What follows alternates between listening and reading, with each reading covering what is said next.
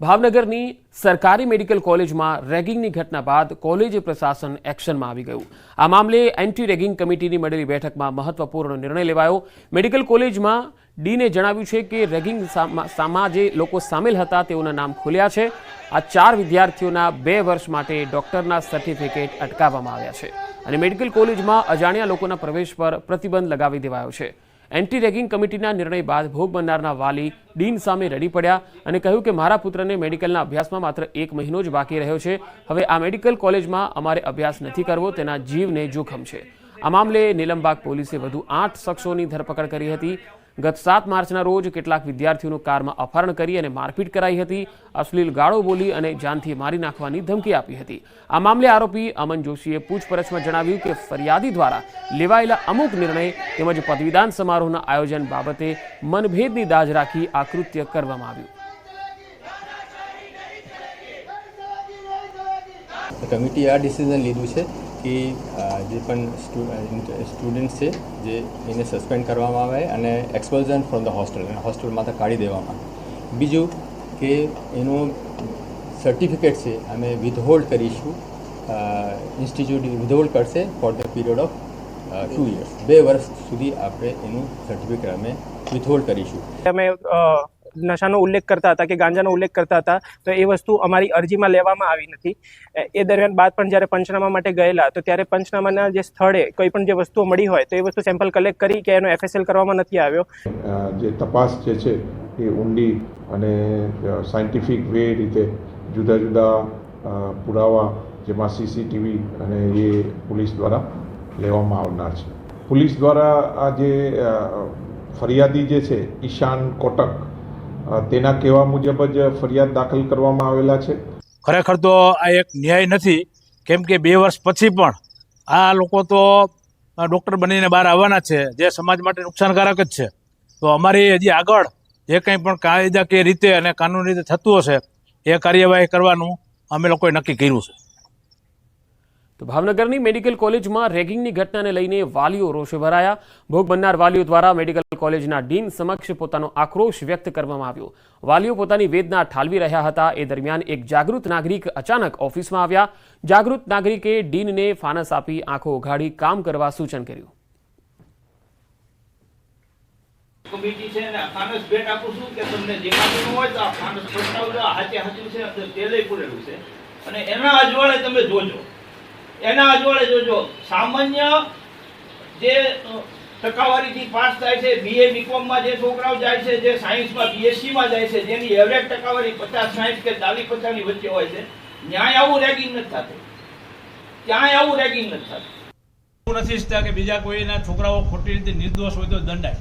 જે છોકરાઓએ કર્યું છે એ ડીન સાહેબની ખબર છે, એ છોકરાઓને ખબર છે અને એ સાબિત પણ થઈ ગયું છે, કારણ કે અહીંના બધા મોટાભાગના વિદ્યાર્થીઓ કબૂલે અને એના CCTV જે કંઈ પણ છે બધું મળેલું છે। એટલે એમાં કોઈ શંકાને સ્થાન નથી કે આ બનાવ નથી બન્યો।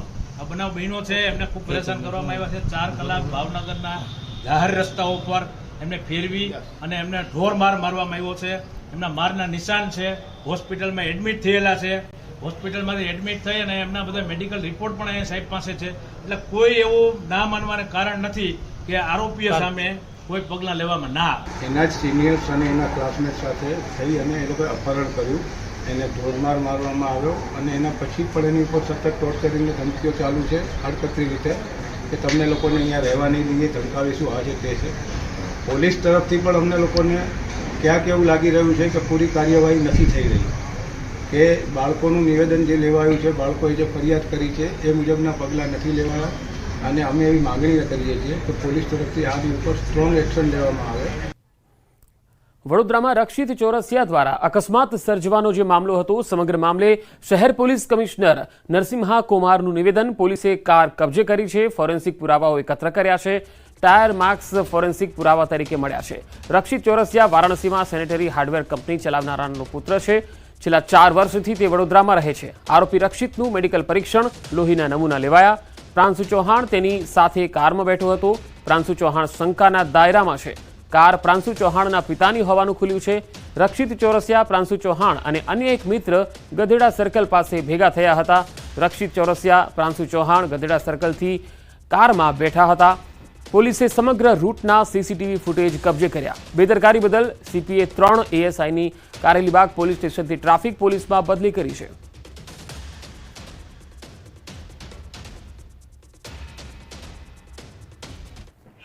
जो ड्राइवर, उनका जो को पैसेंजर और एक मित्र गदड़ा सर्कल के पास एक जगह पे इकट्ठा हुए थे. उधर से बाद में ये लोग अपना यात्रा शुरू की थी. उसको ध्यान में रखते हुए उनका जो मित्र थे वो भी उनका भी भूमिका हो सकता है. उनका भी हमने ब्लड सैंपल वगैरह लिया है. આ તરફ સાબરકાંઠામાં પણ બેફામ રફતારનો કહેર યથાવત છે. હિંમતનગરમાં ગમખ્વાર અકસ્માત થયો. બેફામ કાર ચાલકે રાહદારીને અડફેટે લીધો. અકસ્માતના હચમચાવનારા સીસીટીવી સામે આવ્યા. ઉદયપુર નેશનલ હાઈવે પરનો આ બનાવ. 70 વર્ષીય વૃદ્ધનું ઘટના સ્થળે જ મૃત્યુ થઈ ગયું. તો હચમચાવનારા અકસ્માતના સીસીટીવી સામે આવ્યા છે. બે અલગ અલગ તસવીરો આપને બતાવી રહ્યા છે. ઉદયપુર નેશનલ હાઈવે પર આ બનાવ બન્યો, જેમાં એક કાર ચાલકે એક રાહદારીને ઉડાવ્યો. બેફામ રફતારનો આ કહેર છે તેના આ દ્રશ્યો છે. જે કાર ચાલકે જે રાહદારીને ઉડાવ્યો છે તે તસવીરમાં જોઈ શકાય છે. તેનું મૃત્યુ થઈ ગયું છે. સુરતમાં કારની ટક્કરથી દરવાજો માથે પડતા 2 સેકન્ડમાં 4 વર્ષીય બાળકીનો જીવ ગયો. પૂરપાટ આવી કાર અને તૂટ્યો દરવાજો અને 2 સેકન્ડમાં દરવાજા નીચે દબાયેલી દીકરીનો ગયો જીવ. હૈયું કંપાવનારા દ્રશ્યો છે સુરતના.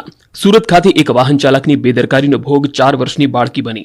સુરતના કુંભારિયા ગામમાં આવેલ સુડા સહકાર રેસિડેન્સીના ગેટ પાસે બાળકો રમી રહ્યા હતા ત્યારે આ દરમિયાન એક ગાડી દરવાજાની અંદર પ્રવેશ કરતા દરવાજાને અથડાઈ હતી. આ સમયે દરવાજાની પાસે 4 વર્ષની બાળકી ઊભી હતી ત્યારે ગાડીની ટક્કર દરવાજાને વાગતા દરવાજો બાળકી પર પડ્યો હતો અને દરવાજા પરથી ગાડી પસાર થતા બાળકી ચગદાઈ ગઈ, જેના કારણે 4 વર્ષની બાળકીનું મોત થયું. સોસાયટીના વોચમેનના પરિવારની બાળકીનું મોત થતા પરિવારમાં શોક ફેલાઈ ગયો. માસૂમ બાળકીની માતાના હૈયા ફાટરુદને કારણે સૌ કોઈની આંખો ભીની થઈ ગઈ હતી. પોલીસે અકસ્માત સર્જનાર કાર ચાલક હરેશ ઓળખિયાની ધરપકડ કરી વધુ તપાસ હાથ ધરી છે. હાલ સાપરાધ મનુષ્યવધની કલમ સાથે તેની કાર જપ્ત કરવામાં આવી અને વધુ તપાસ હાથ ધરવામાં આવી.